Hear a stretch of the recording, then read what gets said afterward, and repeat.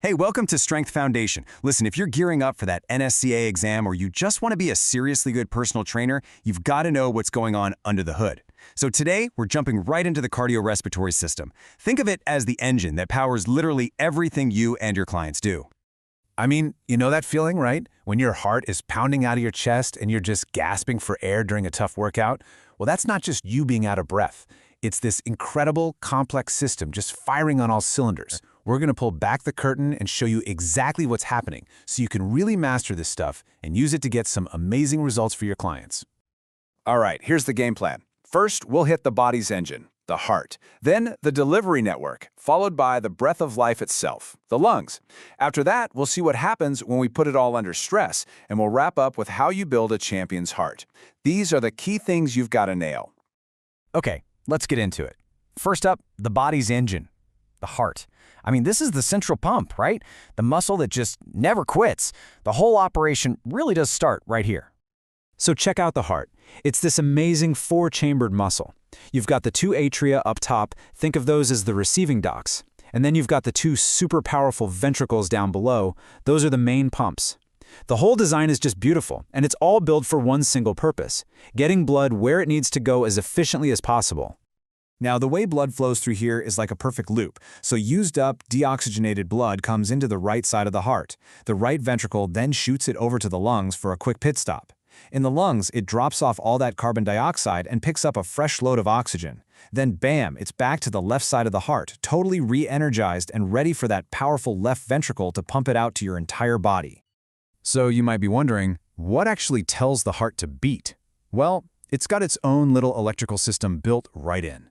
The whole thing kicks off at what's called the SA node. That's the body's natural pacemaker. That signal then zips over to the AV node, which cleverly hits the pause button for just a split second. Why? To let the ventricles fill all the way up with blood. And then, the signal spreads like wildfire through the Purkinje fibers, telling those ventricles to squeeze hard. That's the spark that runs the entire engine. All right, so the heart's pumping away. But where is all that blood actually going? Well, that leads us right into the delivery network, this incredible system of vessels that gets that blood everywhere it needs to be. Think of your blood vessels as this massive highway system inside your body. The arteries, those are the big interstates, carrying that fresh, oxygen-rich blood away from the heart. The veins are the roads coming back, bringing the used blood home. But the capillaries, the capillaries are the little neighborhood streets. That's where the real magic happens, where oxygen gets dropped off at the muscles and all the waste products get picked up for removal. Okay, here's a term you absolutely have to know for the exam, and just for being a great trainer: cardiac output. We just call it Q for short. It's super simple. It's the total amount of blood your heart pumps out in one single minute. It's one of the best ways to measure how well the heart is performing. Now, to really get cardiac output, you first have to understand stroke volume. And honestly, it's exactly what it sounds like. It's the volume of blood that gets pushed out from that left ventricle with every single beat. So it makes sense, right? A bigger, stronger heart is going to push out more blood with each beat, giving it a higher stroke volume. And this simple formula puts it all together. Cardiac output, Q, equals stroke volume times heart rate. Seriously, burn this one into your brain. It's a cornerstone of exercise phys. And just think about how you'd use this. If you want to improve a client's cardiac output, what do? Well, your program has to increase either their stroke volume, their heart rate during exercise, or, hey, even better, both. And of course, with all this fluid being pumped around, we've got to talk about pressure. Blood pressure. You know, it's always two numbers. The top number, systolic. That's the peak pressure when the heart is actually squeezing and pushing blood out. And the bottom number, diastolic. That's the pressure that's still in the arteries when the heart is chilling out between beats. So we've covered the pump and the plumbing. But what about the fuel? Where does the oxygen actually come from? Well, that brings us to the other half of this incredible partnership, the respiratory system. You know, the basic concept is really straightforward. You breathe in, that's inspiration, and you pull air into your lungs. You breathe out, expiration, and you push it back out.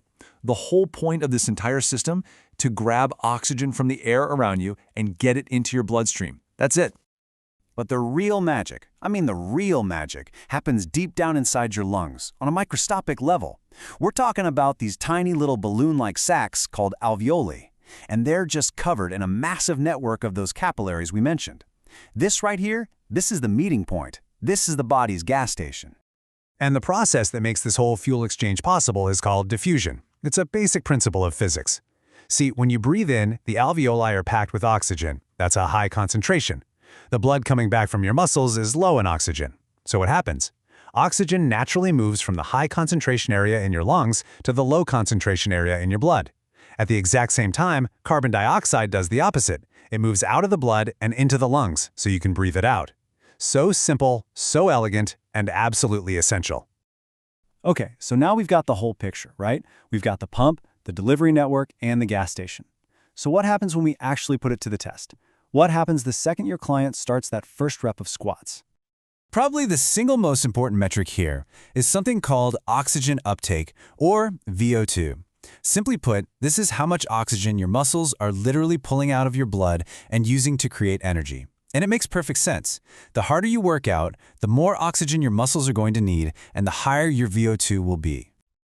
And that brings us to another must-know formula, the Fick equation. Now, it looks a little intimidating, but it's not.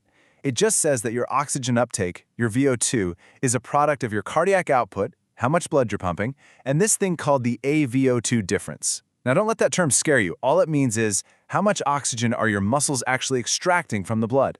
And this is a total game changer, because it shows us that being fit isn't just about having a strong pump. It's also about how good your muscles are at using the oxygen that gets delivered.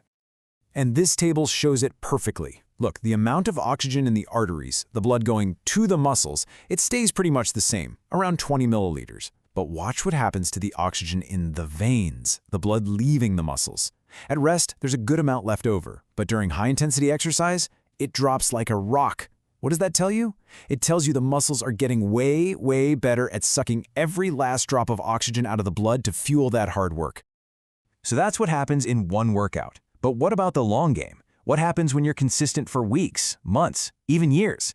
Well, my friends, that is how you build a champion's heart. And here it is, the big payoff. The number one most important adaptation from all that training is a bigger maximal oxygen uptake, what we call VO2 max. That is the absolute gold standard for measuring your aerobic fitness. It basically means your entire body just gets fundamentally better at every step of the process, bringing oxygen in, shipping it out, and putting it to work. So how does that even happen? Well, it happens through some pretty amazing changes. For one, your heart's left ventricle literally gets bigger and stronger, so your stroke volume goes up. Your muscles actually build more capillaries, more tiny little roads to deliver that oxygen, and inside the muscle cells themselves, you build more mitochondria, more little power plants to burn that fuel. You know, this is exactly why elite athletes have crazy low resting heart rates. Their hearts are just so darn efficient, they don't have to work nearly as hard at rest. So there you have it. That's the system. And listen, this isn't just a bunch of boring science. This is the why. It's the reason behind every single cardio program you're ever going to write. When you understand how the heart and lungs adapt, that's when you can build programs that aren't just effective, but are also smart and safe. So really dig into this, nail it for your exam, and then get out there and use it to change some lives.